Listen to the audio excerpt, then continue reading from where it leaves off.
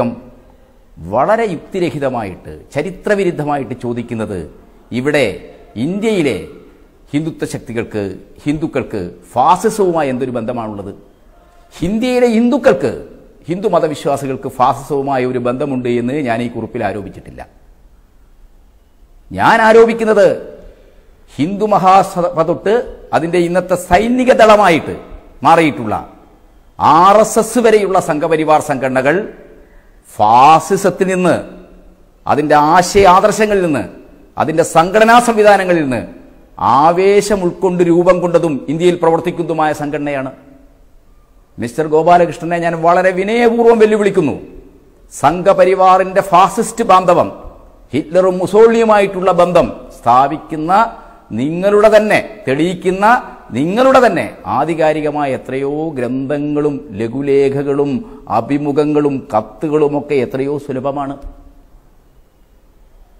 ഇറ്റലിയിലും ജർമ്മനിയിലും ഫാസിസവും നാസിസവും ഒക്കെ വളർന്ന ഒരു ചരിത്ര സാഹചര്യത്തിൽ തന്നെയാണ് ഇന്ത്യയിൽ ഹിന്ദുമതരാഷ്ട്രത്തെ ലക്ഷ്യം വെച്ചുകൊണ്ട് കൊളോണിയൽ ഭരണത്തിന്റെ പ്രത്യേകിച്ച് ബ്രിട്ടീഷ് പൊളിറ്റിക്കൽ ഇന്റലിജൻസ് ഡിപ്പാർട്ട്മെന്റിന്റെ പരിരക്ഷയിൽ, അവരുടെ പരിലാളനയിൽ സംഘപരിവാറിന്റെ ആദ്യ ഘടകങ്ങളായിട്ടുള്ള ഹിന്ദു മഹാസഭയും RSSും ഒക്കെ രൂപം കൊള്ളുന്നത്.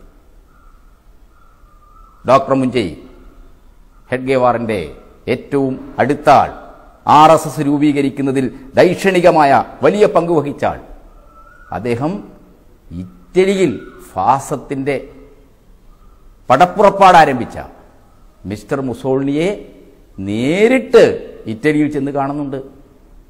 BS മുഞ്ചെ മുസോളിനിയിൽ നിന്ന്, ഇറ്റലിയിലെ ഫാസിസ്റ്റുകളിൽ നിന്ന് സംഘടനാകാര്യങ്ങളും അവരുടെ ആശയാദർശങ്ങളും പഠിച്ചു വന്നിട്ടാണ് ഇവിടെ RSSന് ആവശ്യമായിട്ടുള്ള സംഘടനാ സംവിധാനവും അവരുടെ പ്രത്യയശാസ്ത്രവും രൂപപ്പെടുത്തുന്നതിൽ ഹെഡ്ഗേവാറെ സഹായിക്കുന്നത്.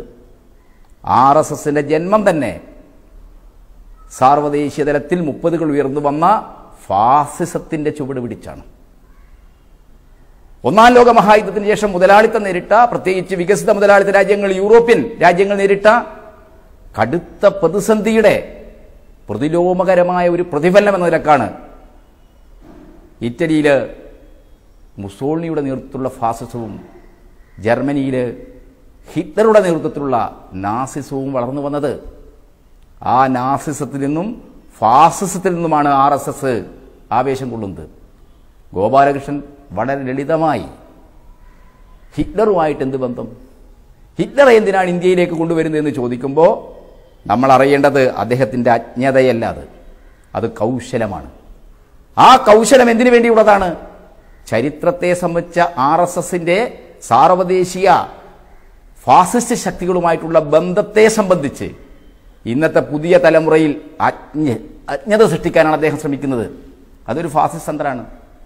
അത് ലോകത്തെല്ലായിടത്തും ഫാസിസ്റ്റുകൾ എന്താണ്, തങ്ങളുടെ തനിനിറം എന്താണെന്ന് ജനങ്ങളെ അറിയിക്കാതിരിക്കാൻ വേണ്ടി അതിനെ സംബന്ധിച്ച് എപ്പോഴും അവരെന്താണ്, ജനങ്ങൾക്കിടയിൽ അജ്ഞത സൃഷ്ടിക്കും.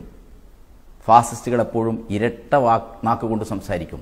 ഹിറ്റ്ലർ സോഷ്യലിസം പറഞ്ഞുകൊണ്ട് തന്നെയാണ് സോഷ്യലിസത്തെയും അതിൻ്റെ വർഗ നേതൃത്വമായിട്ടുള്ള തൊഴിലാളി വർഗത്തെയും പുരോഗമന പ്രസ്ഥാനങ്ങളെയും മതനിരപേക്ഷ ആശയങ്ങളെയെല്ലാം ഉന്മൂലനം ചെയ്യുന്ന ആര്യവംശാഭിമാനത്തിൻ്റെതായിട്ടുള്ള, പ്രത്യേകിച്ച് ജൂതവിരോധത്തിൻ്റെതായിട്ടുള്ള ഫാസിസ്റ്റ് പ്രത്യയശാസ്ത്രവും സംഘടനയും ജർമ്മനിയിൽ കെട്ടിപ്പടുത്തത്.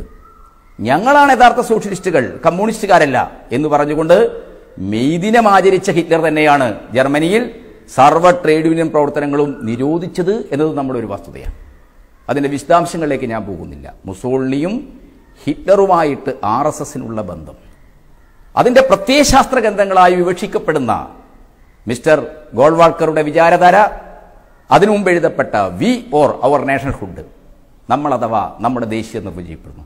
ഈ രണ്ട് ഗ്രന്ഥങ്ങളും വേണ്ടത്ര തെളിവുകൾ നൽകുന്നുണ്ട്. ഹിറ്റ്ലറിൽ നിന്നാണ്, ഫാസിസത്തിൽ നിന്നാണ് ഇന്ത്യൻ ഫാസിസത്തിന്റെ കാലാൾപ്പടയായിട്ടുള്ള സംഘപരിവാർ RSS പ്രചോദനം ഉൾക്കൊള്ളുന്നത് എന്നതിന് ഹിറ്റ്ലർ ജർമ്മനിയിൽ ചെയ്തതുപോലെ സെമറ്റിക് മതങ്ങളോട് അതിൻ്റെ ഉന്മൂലനപരമായ ലക്ഷ്യത്തോടു കൂടി പ്രവർത്തിക്കണം എന്ന് വിചാരധാര ഒരു മടിയുമില്ലാതെ മറയുമില്ലാതെ ആഹ്വാനം ചെയ്യുന്നുണ്ട് എന്ന കാര്യം ഗോപാലകൃഷ്ണനെ പോലെ ഒരാൾക്ക് അറിയാത്തതല്ല പ്രശ്നം. ഗോൾവാൾക്കറുടെയും സവർക്കറുടെയും ഒക്കെ കൃതികൾ അത് മുന്നോട്ട് വെക്കുന്ന ഫാസിസ്റ്റ് ബാന്ധവം ഇതിനെ ഇന്ന് കേരളത്തിലേതുപോലുള്ള ഒരു പുതിയ തലമുറക്ക് മുമ്പിൽ, പുതിയ സമൂഹത്തിന് മുമ്പിൽ മറച്ചു പിടിക്കാനുള്ള ഒരു കൗശലപൂർവമായ നിലപാടാണ്. എനിക്ക് മറുപടി എന്നോളെ ഹിറ്റ്ലറെയും മുസോളിനെയും ഫാസിസത്തെയും ഒക്കെ ഇന്ത്യയിലേക്ക് കൊണ്ടുവരില്ലേ എന്ന് പറഞ്ഞുകൊണ്ട് അദ്ദേഹം ചെയ്യുന്നത്. അദ്ദേഹം പറയുന്നത് എൻ്റെ കണ്ണുകൾ ചെറുതായതുകൊണ്ടാണ് ഈ കാര്യങ്ങളെ കാണാൻ കഴിയാതെ പോകുന്നത് എന്നാണ്.